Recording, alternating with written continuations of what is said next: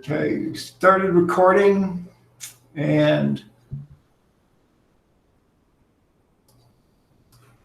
I will.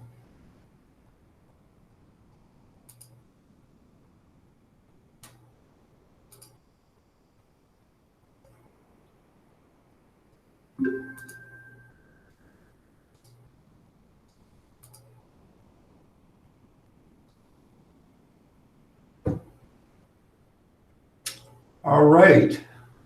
Well, welcome everybody. I do apologize for the technical snafu. The online link was correct at some point. This is all new to me trying to host an online meetup. Hopefully get the bugs worked out. I even tried dry running it just so we won't have these problems. One of the questions that came up as we were considering our meetup for this evening was streaming. And I really hadn't streamed anything, so I went and checked out the streaming capabilities of Meet, and I turned that on. I have a suspicion that when I turned it on, that possibly changed the URL to the online link for attending the meeting, and I didn't notice that it changed it. So I apologize for the confusion and the frustration that that may have caused. Hopefully, because it looks like we may be doing this again next month, we'll have a lot of these kinks worked out, and you'll still come back and see us again. So welcome to the Flutter Denver Meetup. I think most of you are already being really good online citizens. I see that almost everybody came in and was good. Let's see. Was good about turning off their mics. That's great. If you've got the chat window open, you can use the chat. If you have a question, Jorge, would you prefer taking questions at the very end or throughout your presentation? Do you have a preference? No, like if someone has a question, like at the moment, feel free to ask. Probably I won't be seeing the chat window, but like feel free to just say like, hey, there's a question, and I can answer it, so we have the full context of what's going on at that point. Right. So what I'd like to do is propose this to everybody. If you have a question while Jorge's doing his presentation, just type your question into the chat message, and prepend either question, or if you want to be brief, just square brackets with a Q question mark. I'll keep an eye out for those. And I'll let you know, Jorge, that there's a question, and then let the person ask instead of trying to have a, but if you could give us just sort of a heads up of just a general subject of your question. You don't have to type out the whole thing, but at least just a heads up of what you're interested in asking Jorge, and then we'll have him reply. So this is the agenda for this evening. We're going to do a welcome. I want to do a quick discussion about Flutter Denver. Rona Kilmer is going to do an intro to Flutteristas and give us a quick discussion of what Flutteristas is. And then we'll have our keynote presentation from Jorge Coca. And then a quick wrap up. Come on.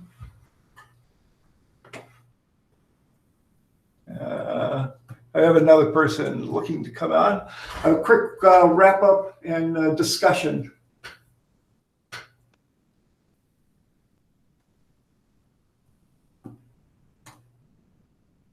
Okay, like I said, welcome everybody to Flutter Denver. I think I've already discussed this is all new for us, and you can absolutely tell we're a little rusty on the edges about getting this thing off the ground tonight, and I yet again will apologize for the confusion and frustration for getting it. So quickly, Flutter Denver is a small group, but we're growing. We seem to keep getting a lot of interest in the group. It's a local people here who have a real enthusiastic desire and love for working with Flutter and are starting to use it. Their group fluctuates in size, but we're seeing growing momentum, just like with Flutter in the marketplace, or interest in general with Flutter. And there are a couple apps that have been released and are available that I wanted to highlight. Redio is developed by Rona Kilmer and her partner at Redio. This is a platform for endurance training, for bike training. I think it might be more training even beyond that, but you can take a look at redio.com. Their app is written in Flutter and is available both on the App Store and Google Play. I was involved with a gentleman in Boulder who had a React Native application that he wanted to extend and enhance, and I convinced him that React Native wasn't the way to go, that Flutter was a much better solution. It's a children's game for doing treasure hunts. He sells the box, and the game is actually, the mobile app game is free, and they work together to give the child clues, and the child puts in the clues to get the next clue in the treasure hunt. But it also is available on the App Store and Google Play. So there's a number of other things that are going on that are pretty interesting. Bert, who is another one of the co-organizers for Flutter Denver, is working on interesting application that he's calling Alpine Red that he'll have out probably sometime this year, I believe. I know that there's this number of other members of Flutter Denver that are working on interesting things, and it's exciting. I hope more people come and join us to talk and hear what things people are doing. So with that, I'm going to turn it over to you, Rona, to talk about Flutteristas. All right. Sorry, I don't seem to have video. I don't know what happened to my camera, but that's all right. I'm going to share my screen anyway. Do I have to turn this back over to you? I think I just kicked you off. Okay. Well, still, I'm presenting. No, yeah, will you stop then? Stop. I guess. Yep. There we go. All right. Maybe not. Okay, it's not going to let me. That's okay. I will just talk really quickly. Wanted to introduce everybody to the Flutterista community. If you don't know what that is, it is a group of individuals who identify as female or non-binary. And it was started by Emily Fortuna probably a little over a year ago, back when she was at Google. It's, you know, Google's really trying to focus on diversity, and this is part of that effort to have a group that females and non-binary folks can join and feel comfortable and talk to people about Flutter. We have members from all over the world. I think we're 100 strong, and we're trying to keep growing. And we meet once a month, and we usually do a Zoom call. I think it's Zoom that we do. And we try to have a speaker. We still, even though Emily's not at Google, we still have contacts with the Flutter team. So we try to get some good people in to meet with us once a month and talk. There are 3 requirements if you are interested in joining. You obviously need to be female or non-binary, identify as female or non-binary. You need to be really stoked about Flutter. You don't have to be working in it professionally or anything. You just have to be stoked about it and want to come talk to like-minded people about it. And you have to agree to the code of conduct that was implemented for Flutter Interact. If that sounds good to you, then reach out to me on Twitter. You can DM me, and I can give you a link and get you all set up.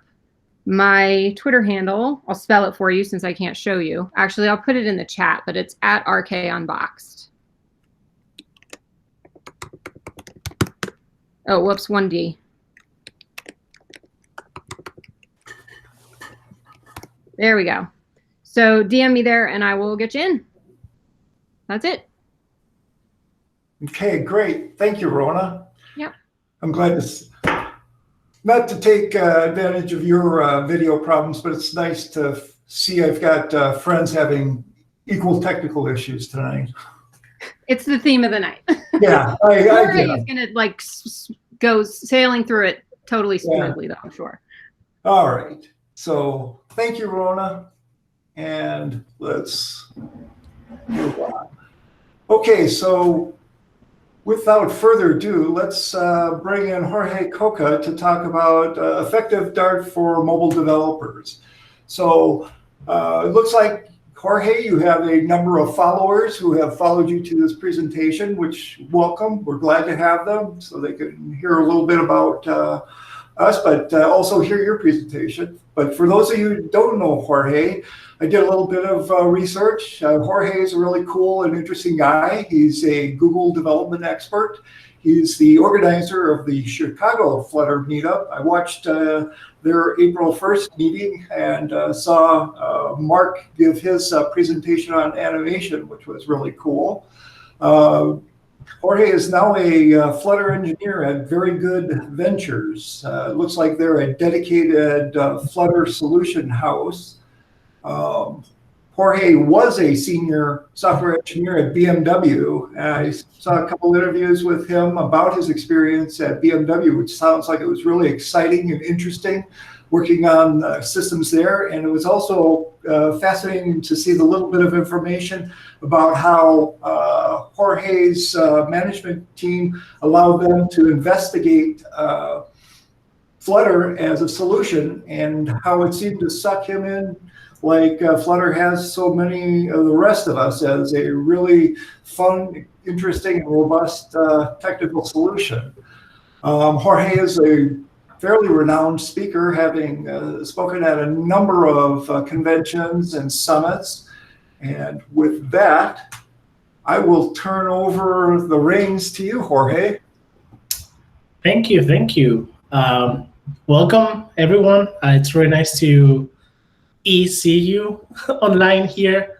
I want to say thank you to Rona for sharing the information about the Flutterista group. Like, what makes Flutter special, it's not just the technology, but also like the community and the love that we try to have for each other, right? So supporting each other is incredibly important, and that's an initiative that deserves all the support in the world and all the help and all the visibility. So yeah, thank you so much. And with that said, I'm gonna start presenting my screen because we're gonna talk about effective Dart for mobile developers. Can everyone see my screen? I just need a yes or no.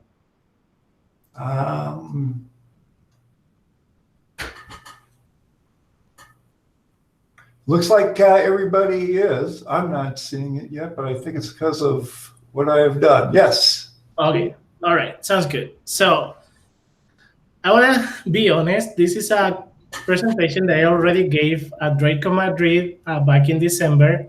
So I apologize in advance. I don't like to reuse presentations, but I think this was this topic had interest, and also like times are busy, so preparing a presentation takes time, but I think that it's still very relevant, right? So we're gonna talk today about why Dart is the language of choice for Flutter, why we don't need a Dart book because pretty much Dart it's kind of like relatively easy to learn, and then we're gonna see some of the superpowers of the language. But before that, let's go with a little bit of history, right? Because the first question that might come to your mind is that why do we need Dart? Like, we had plenty of languages, like you named it, like we had JavaScript or like Java or like now Kotlin, and then like coupled with Objective-C and Swift and Python and Ruby. So what makes Dart special? Well, first of all, is that it's a client optimized language. And we're going to notice that that has a few implications, right? But as opposed to like other languages, like for example, Java, while running on the JVM, what they wanted to achieve is like you can run JVM languages pretty much anywhere, right? You just need the access to the JVM. Dart's goal is the opposite, is that they're trying to make sure that is your language of choice when working with UIs. And also because of that, they want to make sure that it's incredibly fast on every platform, right? And that's why we see in Flutter like achieving like native performance, 60 frames per second. It's because Dart actually comes with a number of decisions that makes this. It's also a language that it's very easy to learn, because pretty much they took like some of the best decisions behind JavaScript, Java, C#, right? Like object-oriented languages. So if you're familiar with these languages or like with these paradigms, like you're gonna notice that writing Dart is very natural. You might just probably start typing something in a keyboard and you're gonna notice that it works. And surprisingly, Dart is not a new language. Dart is not something that happened with Flutter. Actually, the purpose of Dart back in October of 2011 was totally different. Turns out that Google, as you can imagine, they have really big code bases. And concretely, they had a big code base with a lot of front-end code in JavaScript, but they realized that they couldn't scale that project as much as they wanted or as fast as they wanted, or even like as secure as they wanted, just because of the nature of JavaScript, right? Like JavaScript doesn't have types. It's not strongly typed. Like it gives you a lot of freedom, but with that, it's also like sometimes hard to understand what's going on, right? So Dart's ambition back in 2011 was to actually replace JavaScript in the browser. That didn't happen. We know that now, but that was its initial goal, right? And by doing that, they wanted to introduce types as well and things like that. Probably now if you're looking for types in JavaScript, you might go to TypeScript, not to JavaScript. So that gives you a little bit of hint of like why Dart wasn't that successful.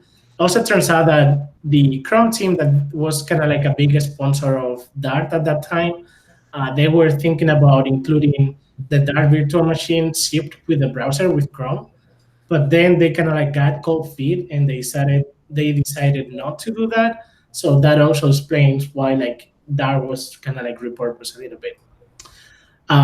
Version 1.0, like the first stable release, happened in November of 2013 with a lot of the things that we use nowadays, right? Like the way you build like constructors, factory constructors, like optional parameters, name arguments, and all the stuff happened at 2013. And then in 2018, we got version 2.0 that it was even stronger when it came to like the type system, right? And like they tried to start making Dart like now like a successful like language, a language that everyone loves. So they started to get rid of things that they weren't necessary. Like the biggest thing is the new keyword, right? Like new used to be, probably is still a reserved keyword in the language, but you don't need to use new anymore in order to declare an object, right? Following kind of like what Kotlin does and things like that. So it's trying to make the language more concise, more like to the point, and avoid developers to write things that they don't have to write, so they can be truly proficient and performant. Jorge, What's up? Question from Rona. Mm-hmm. Why did it take 5 years to go from version 1 to version 2? Yes, so I think that we have to understand that the initial goal of Dart in 2011 was to take over JavaScript, right? It was a big ambition. JavaScript is pretty much nowadays running everywhere, right?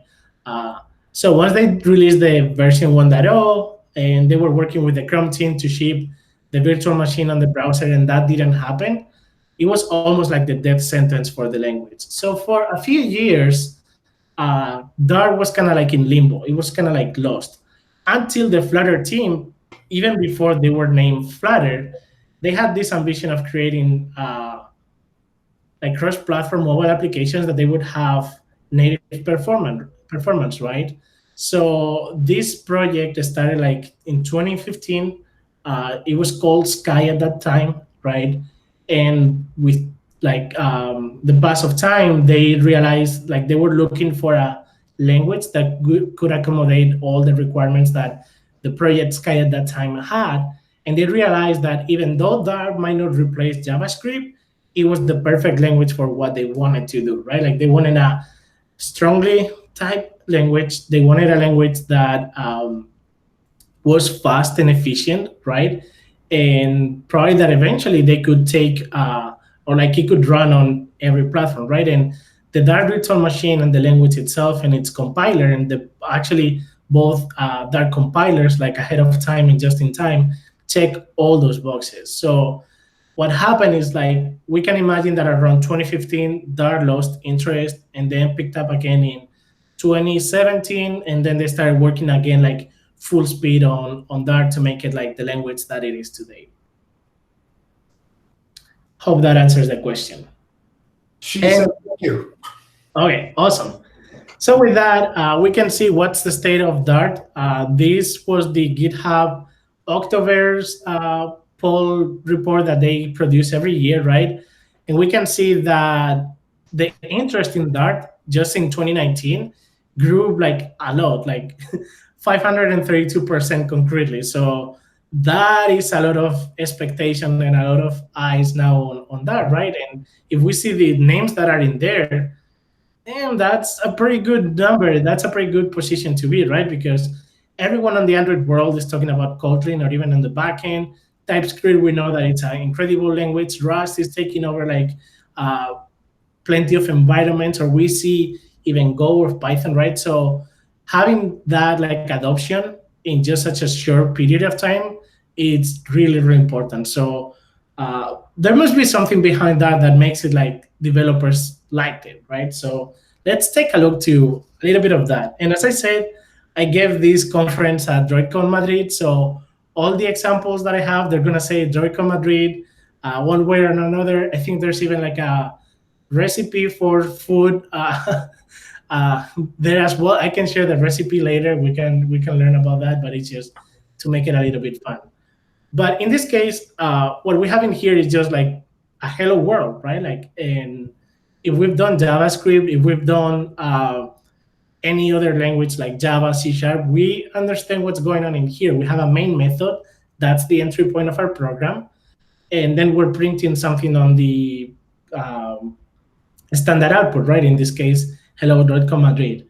There's a couple of things in here that we already noticed that like, it might be new, but like it doesn't surprise us, right? And the first of all is like we can use emojis on strings. Yay, that's amazing. If you're not using emojis, don't. Sorry, I'm just deviating. But the other aspect of this is like we're like that idea of like the equal symbol and the kind of like the what goes between main and print. That's called the fat arrow, right?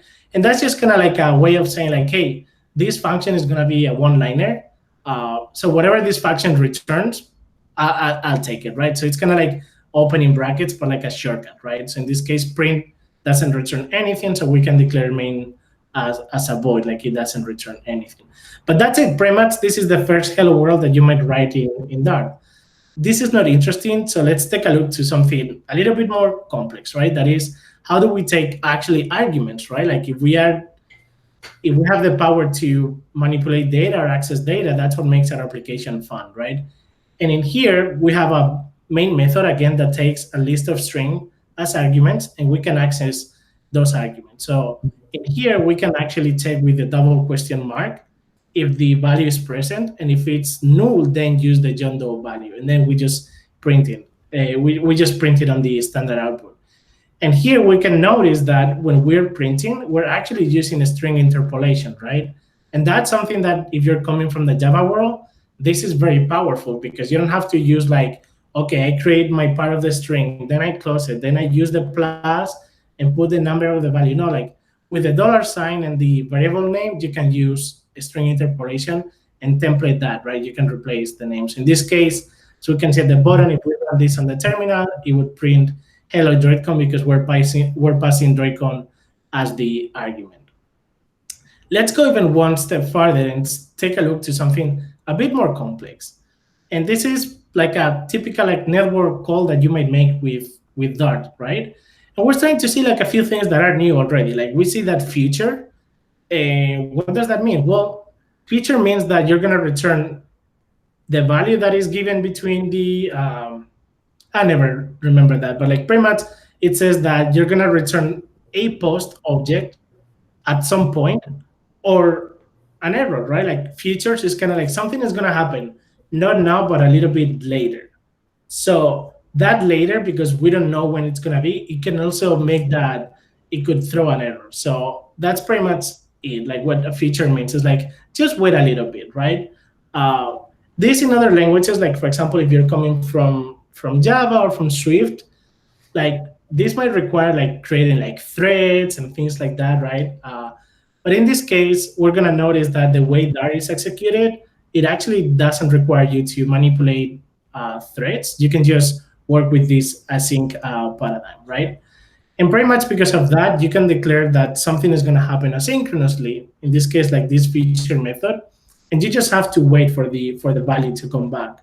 So in this case, we're making a network call to a certain blog API, and with the await keyword, we indicate that, hey, once we have this value, we can actually assign it to response. In the meantime, just wait, sit idle here, let the compiler or the runtime do something else, right? Like we'll get to this eventually. This is non-blocking.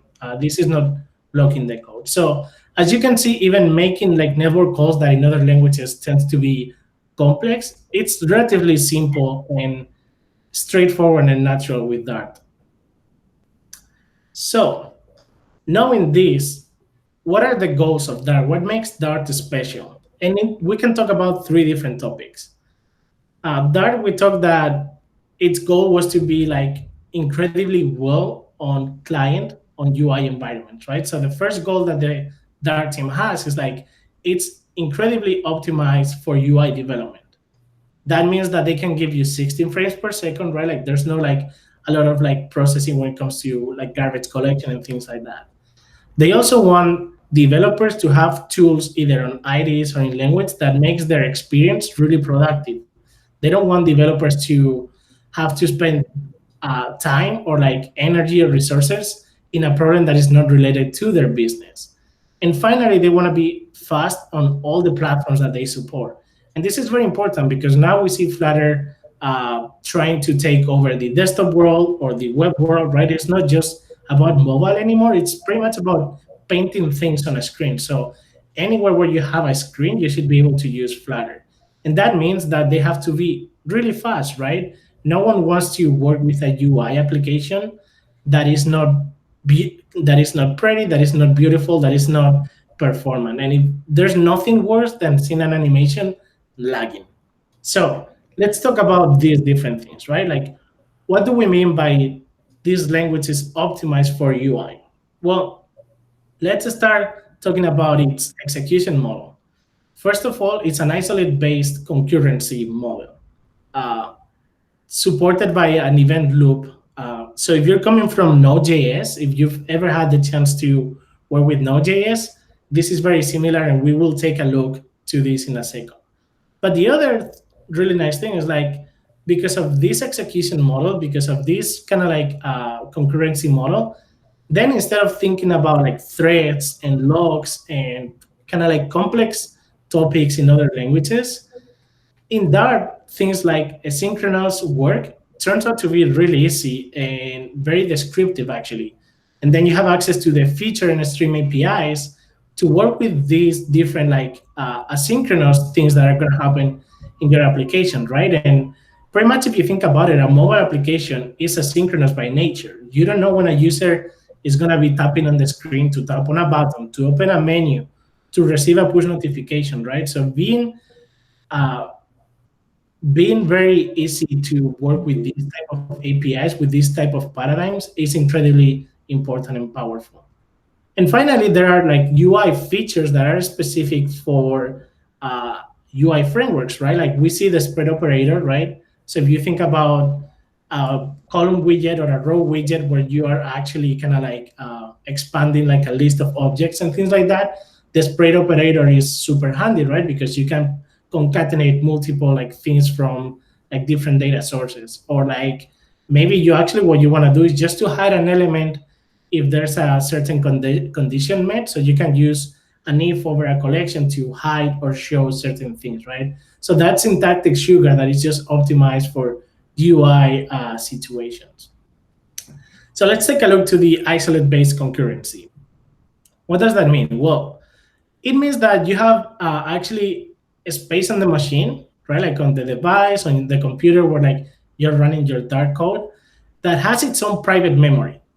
And this is totally different if you're coming from Java, for example, right? Like threads, they have access to the same memory and all the stuff. That's why you need to log when like you're accessing those resources. So isolates, they have their own memory. It's kind of like its own program. You don't interact with other isolates. And therefore, they have a single thread running on the event loop. And then we're going to see in a second what's the event loop. But in here, if we wanted to communicate with other isolates, what we do is to exchange messages, right? And pretty much what you do is like, okay, you have these two isolates working in parallel. And if you want to exchange information, you don't need to log them. You just like send them a message and they will process it eventually with their event loop, right? So the event loop, well, in this case, isolates we were talking that are different than what we see, right? But like it's not that uncommon. Like JavaScript actually follows this paradigm. It's single-threaded. They don't have any shared memory, therefore they don't need to log, right? And this is something that we see in other languages as well, like Go and Rust. And they're so low level actually that you barely, like actually, I'll be honest, like I've only used isolates once in my life after working with Dart and Flutter for a little bit longer than 2 years. And it was because I was working on like multiple like Bluetooth connections in parallel for a project that I had. And I was like, okay, I feel like I need that. Like the event loop is not handling what I need. But like other than that, I've never had the use for it, right? So this is how it compares with threads. Like threads, they might have shared memory. The communication between threads, it's like by accessing that shared memory, right? And in the case of isolates, we access them by sharing messages. But then in this case, the processing time is equally set. Therefore, there's no performance penalty. So when we're talking about the event loop execution model, it's very, very simple, actually. We're just putting things on a queue to be processed eventually. And they happen so fast, right? Like think about like, if we're talking about 60 frames per second, that's almost like every 16 milliseconds you're painting on the screen, right? Plus doing all these other things. So as long as you don't have an operation, and we're not talking about a method or anything like that. You can have methods and network calls that take longer than 16 milliseconds, but pretty much you're just putting kind of like something on the queue every time, saying like, are you ready? Do you have the result? Yes or no, right? And eventually they will get processed and you will receive the result for that. We can see how that works in action with this GIF, right? So in this case, we just have a main method that it says like making lunch. And then we have a feature string prepare tortilla method that after 5 seconds is gonna print on the screen in this case, the tortilla, like the omelette that we were cooking. So we can see in here a little bit how the like there's a delay, like how the result will be returned eventually. One of the things that I wish it was better explained here, but like this code is non-blocking, right? Like there's nothing blocking in here, your main thread. Like we could have after the second print statement more information about that. And this is like a good example for that. We see how we can print more information, right? And then print the curses and all the stuff. It's just a little bit more complex. In this case, just for a stream API where like we can push multiple events, right? If we think of a string, it's more like I'm gonna receive more than just one piece of information, but it's gonna be of type string. So very, very simple to use, like very natural to read actually. So far, like we don't actually need to be explaining like a lot of things about Dart because it feels very, very natural. when we talk about productive development, let's see what we're talking about. And the first thing that comes to our mind is hot reload, right? This is kind of like the first thing that blows like developers' mind. Where like when working with Flutter, is like you don't have to recompile the changes. It's just like you just save and you get the changes automatically redrawn on the screen. Well, there's a compilation happening, but it's so smart, so efficient that like it pretty much paints again on the screen, like without any lag or anything.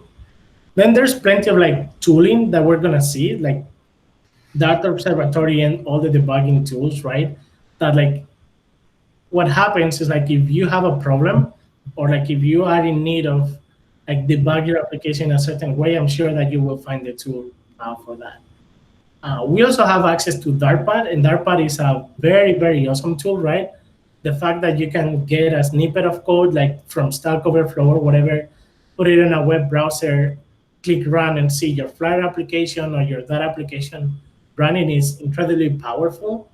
And finally, the package manager, right? Like if you are working on a decently complex application, chances are that you're not writing everything from scratch, right? Like you might need to rely on a state management framework or like a login solution or a network client.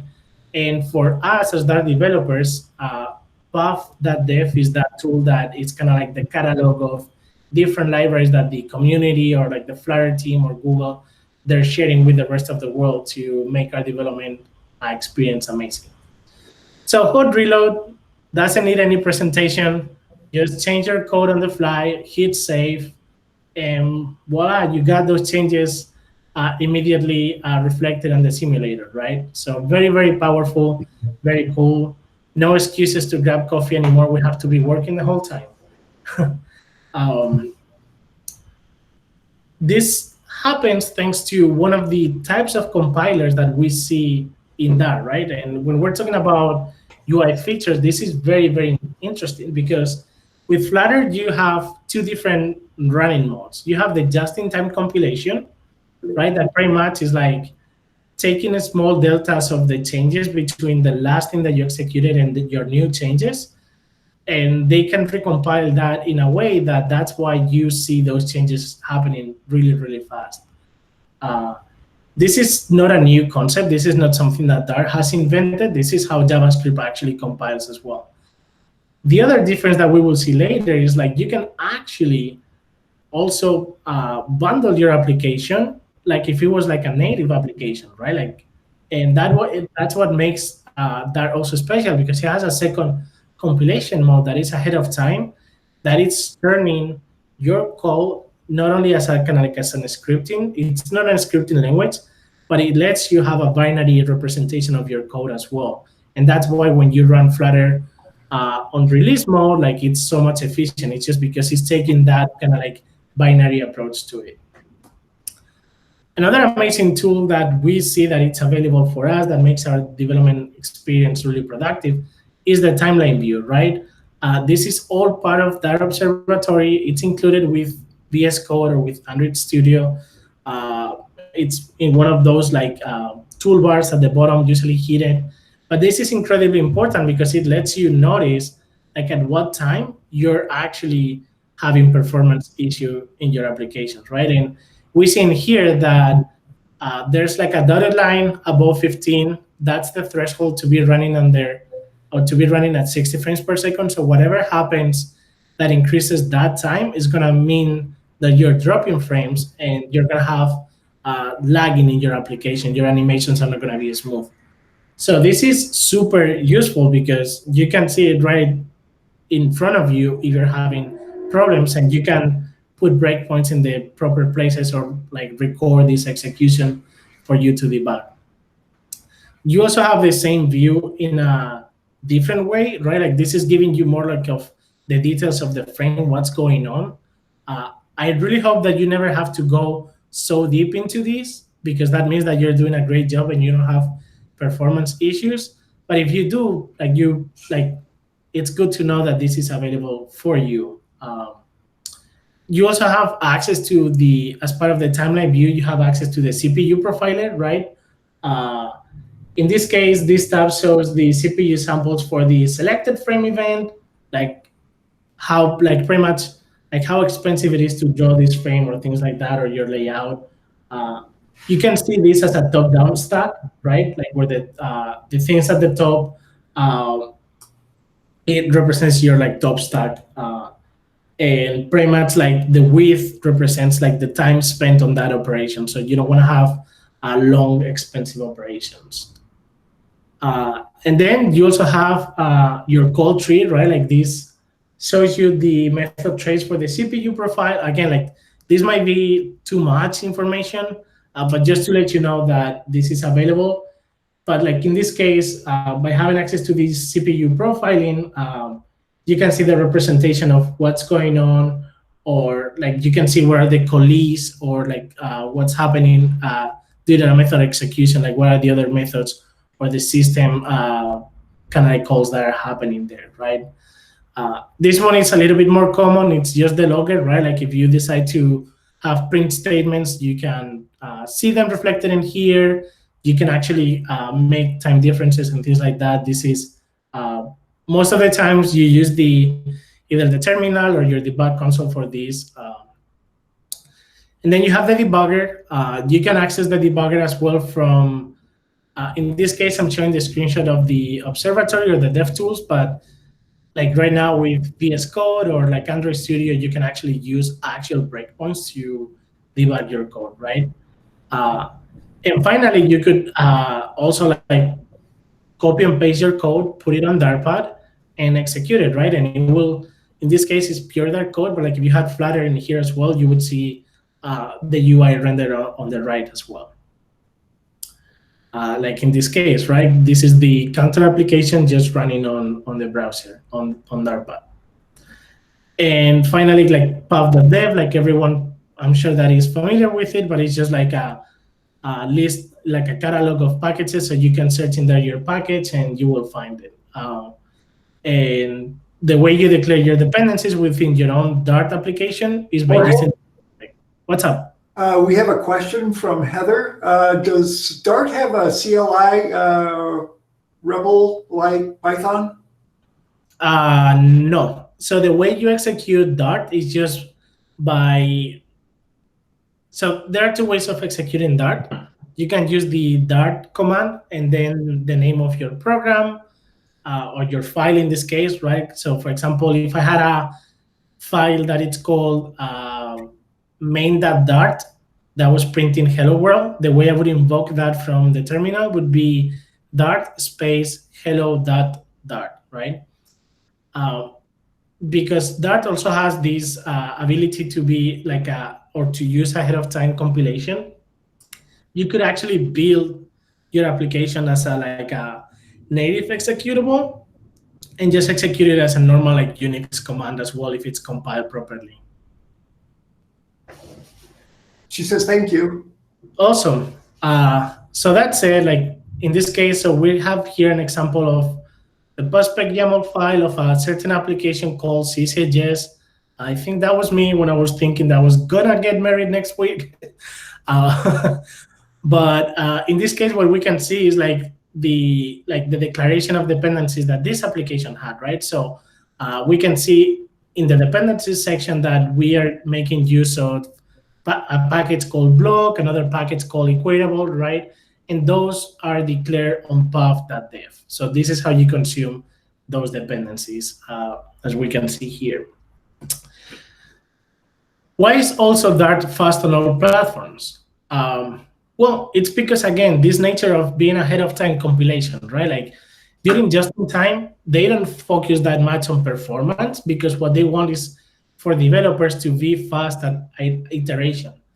But of course, some other languages, they've made some trade-offs. It's like, okay, we offer just-in-time compilation, but then when you compile everything, like it tends to be more expensive. And like if you've done Ruby, for example, this is one of those languages where like it's very nice to use as a developer, but then once you put it running on a server, it takes actually like a lot of memory. The garbage collector is not ideal and things like that. With Dart, they were able to actually accommodate these two different types of compilation. So with ahead of time, with AOT, you get like native machine code, right? You get like straight down to the ones and zeros, and that's what makes it really, really fast.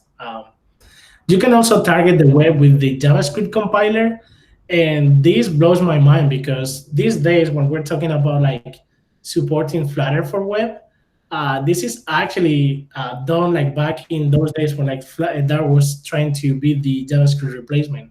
So a tool that was built for a different purpose turned out to be a key player for the web support.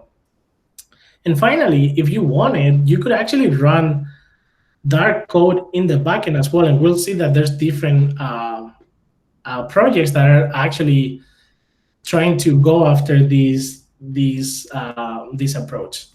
So by ahead of time, what do we mean? Well, this is actually like the way or like the snippet that they use to announce this feature, but pretty much with Dart to native, you can actually compile your application in a way that we see in here. It doesn't say anything about Dart. It's just a native application, right? So it runs incredibly well. This is kind of like if you were compiling your C code with CMake or anything similar.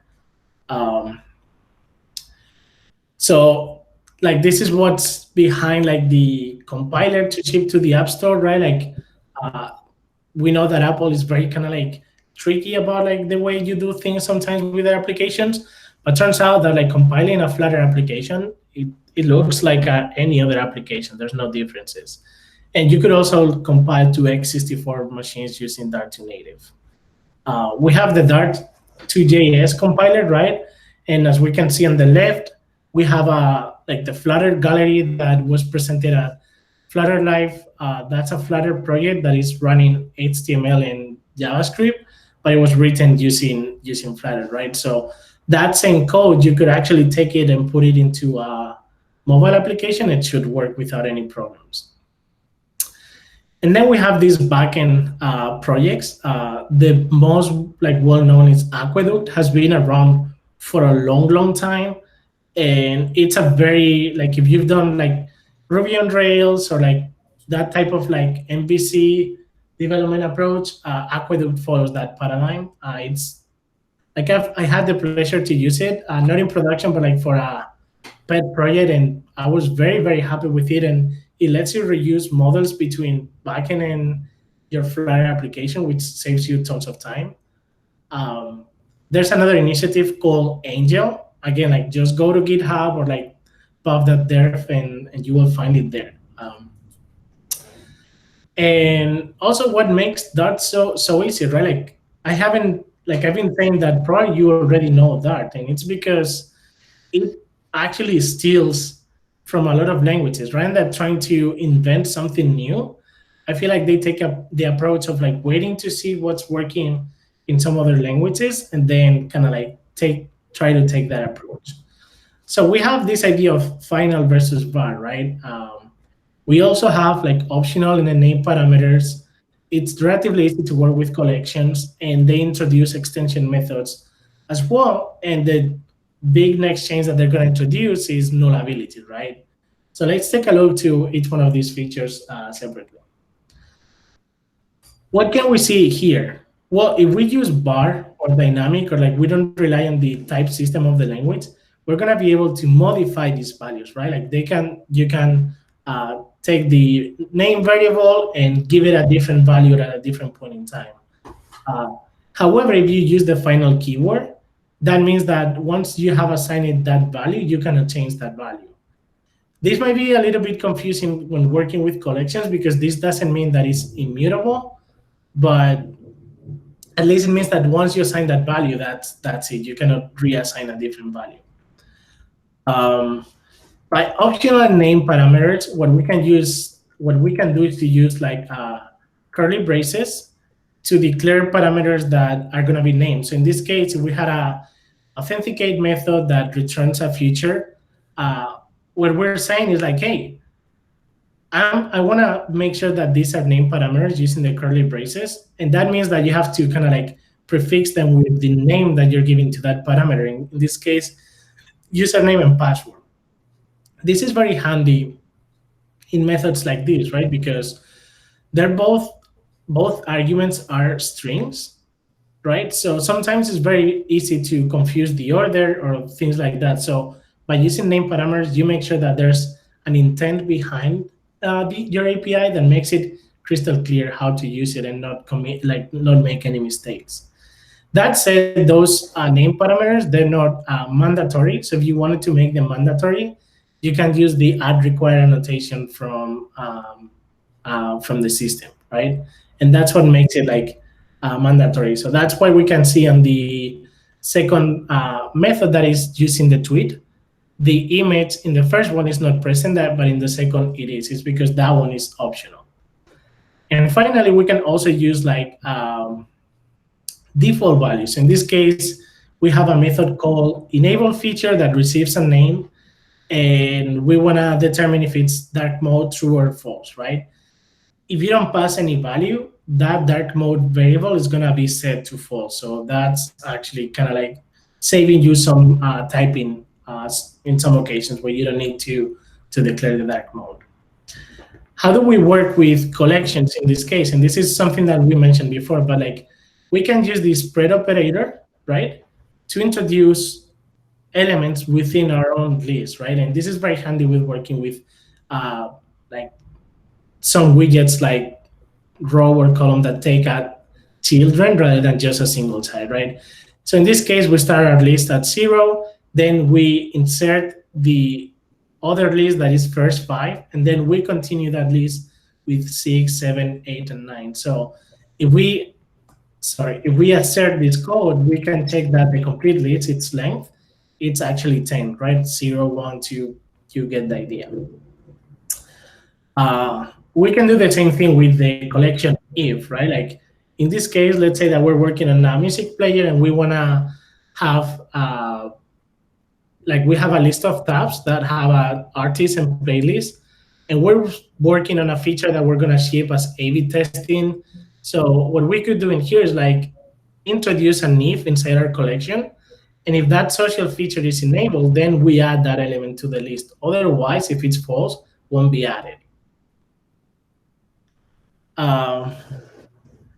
Something similar happens kind of like with the spread operator. We have something similar in here where we can introduce a for loop within a list, and those elements will be added, right? So if we execute those bonus tracks and we load them, we're going to see that when we print it on the console, it's going to give us the Alexander Hamilton and Aaron Burr albums, but also the bonus track that were coming from the bonus track variable.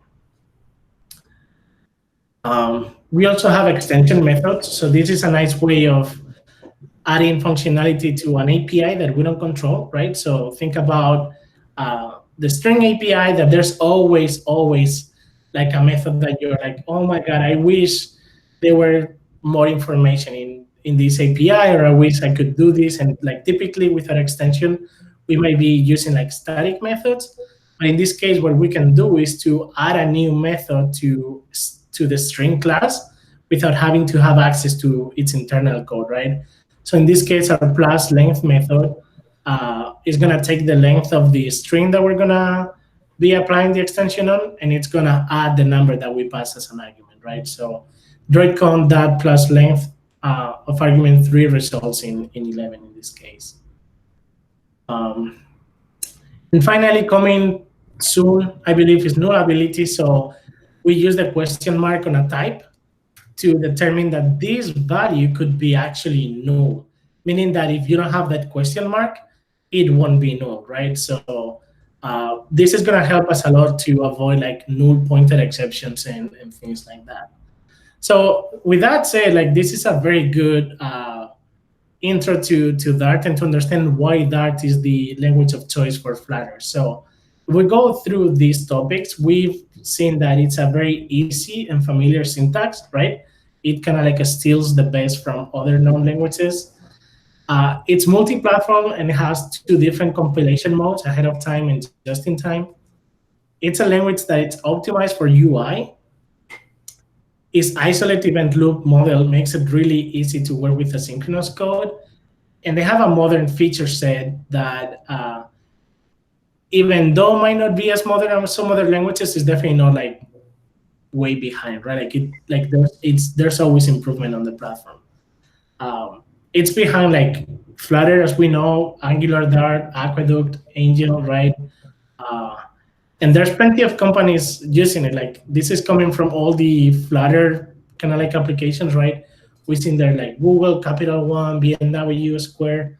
So yeah, definitely like Dart is not gonna go away anytime soon. So if you like this talk, you can find me like working at Very Good Ventures. My Twitter handle is Coca Ramos, and I also have a website called jorgecoca.dev. I don't write that often, but like there's a nice section where like you can put like 15 minutes to chat with me on Friday mornings. And I've been using this to mentor like different developers in the community, or like just people that they wanted to show me like, hey, how do I do this in Flutter? Or just to tell me like, I just needed to talk to someone, and why not use this time? So if you feel like you're in need for that time, go for it, and I'll receive you with a smile in my face. And that's it. That's all I have. I can only say thank you. Thank you, Jorge. That was outstanding. Really appreciate it. That's good. If anybody has questions, instead of me acting as mediator, just I'll help kind of regulate this a little bit. But just let me know you want to ask a question, and then we'll let you unmute and talk to Jorge. Getting a lot of virtual claps there. Are you seeing all the comments? Very good info. Nice. Well played. While you're waiting, I did have a couple questions. So Nullable is probably the biggest thing. I was really excited when I saw that the added extensions, because that was something that I liked in Swift and thought was really great. And then when they added it to Dart, you know, it's been cool. So Nullable is a nice feature add. Do you know of anything else that the Dart teams got? I know the Nullable, I keep hearing, is a big task to swallow. So Nullable is a big one because it literally like has to go through every single part of the language, the compiler. It affects a lot of things, right? Like even if you think about it, like if you're collecting like coverage reports, right? Like nullability, like within the same line, things can be now like enforced by the compiler to be null or not. How do you record that, right? So it definitely like is a change in the entire paradigm. I believe that after that we will see more. Probably they will focus on some of the functional aspects of a programming language. Like I believe that we could expect like having like seal classes, unions, data classes, right? It feels very natural to have that evolution. Right. But yeah, it's okay. Or at least that's where we like the language to go. Like I was just curious if you had any insights from it or heard things that I had. Anybody else have a question? Because I'll keep asking Jorge a couple more questions if nobody else is going to jump in. Code size and performance. I see a lot of tech blogs comparing various languages, especially in the TypeScript, JavaScript, Xamarin, C#, and Dart, and all of them come back to code size and performance. Yeah, so that's a good question. So performance, there are multiple tools that actually let you measure it. And that was pretty much one of the first things that I did is like, they promise 60 frames per second, even with all these complex animations and all the stuff that they have. So I actually wrote a tool called OSI that runs during your integration test pipeline and lets you get performance reports. This is not like something crazy, like the Flutter driver framework gives you that ability, but just with OSI, what I did is like to put it in a nice web report and try to make sense a little bit of that information. So performance-wise, I've never had any issues. Like they promise 60 frames per second, and if you don't achieve that, it's because there's actually a problem in your code, not in the framework, or like the framework not being performant. Code size, I think that one is a good question. Like definitely, like if you are like the type of if you have in your hands the type of project that needs to minimize like every single byte, every single bit, because you're shipping like in low-end markets where like data is expensive, maybe Flutter should not be your first choice. Not because it's not good, right? Like you can, for example, like with Android, you can have app bundles, and it reduces pretty much the bundle size a lot, because they only give you the architecture that you need when you pull it from the Play Store, right? So if I see the download size from the Play Store for a decently complex application, we might be talking about 6 megabytes, 7, 8, something like that.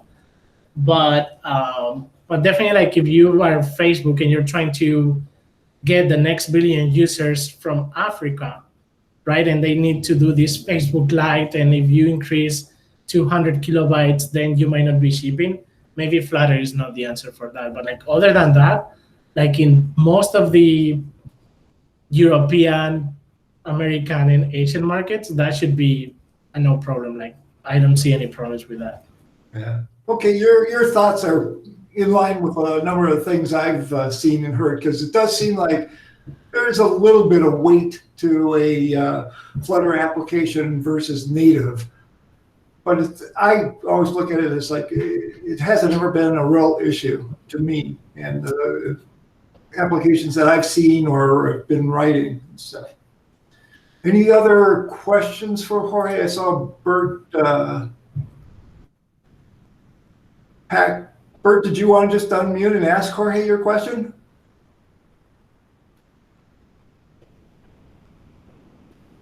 Okay, well, his mic's not working. His question was packages. Are packages always coded in Dart and always provided in source format? I'm not sure.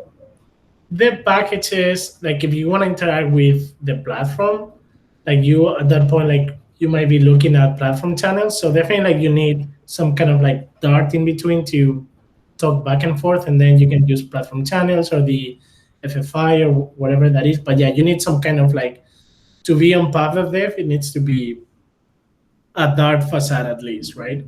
Right. Yeah. I was curious, have you used FFI yet? Not personally. I know that there's a few teammates on the BGV team that they've used it, and I haven't heard anything bad, so I'll take that as a good news. Yeah, it looks really interesting to me, but again, I haven't used it either. Dave's got a question for you. He wants to know what your thoughts are on DSON versus JSON. Well, my thoughts are that I don't know what DSON is, so. Yeah, I haven't heard of DSON. Ronan's asking the same question. Dave, can you explain? If you want to unmute, Dave, and elaborate.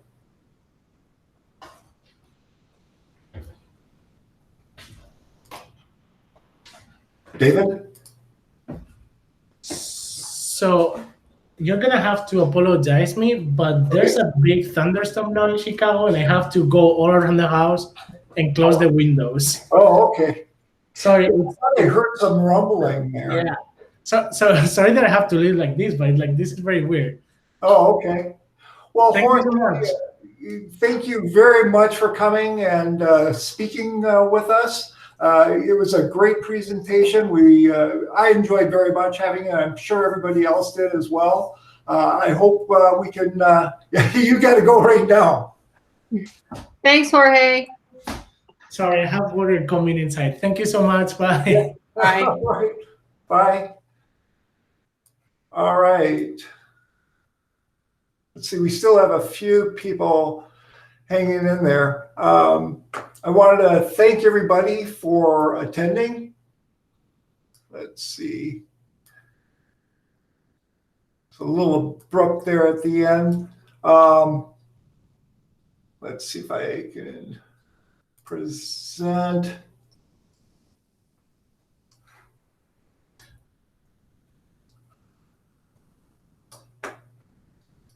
So it looks like pretty much everybody's been rolling off.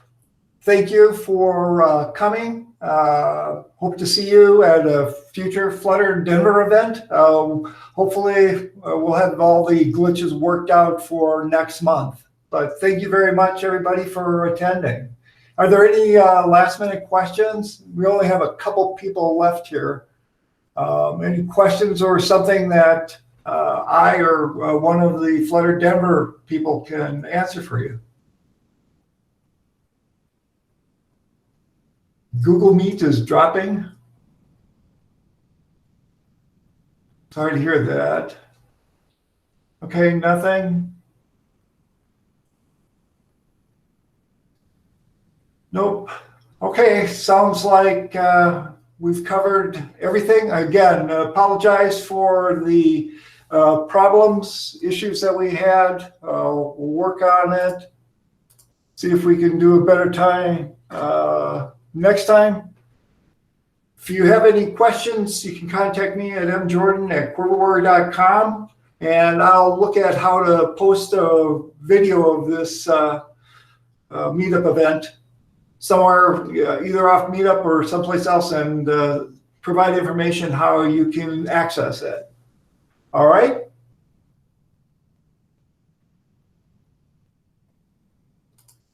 Thank you, everyone.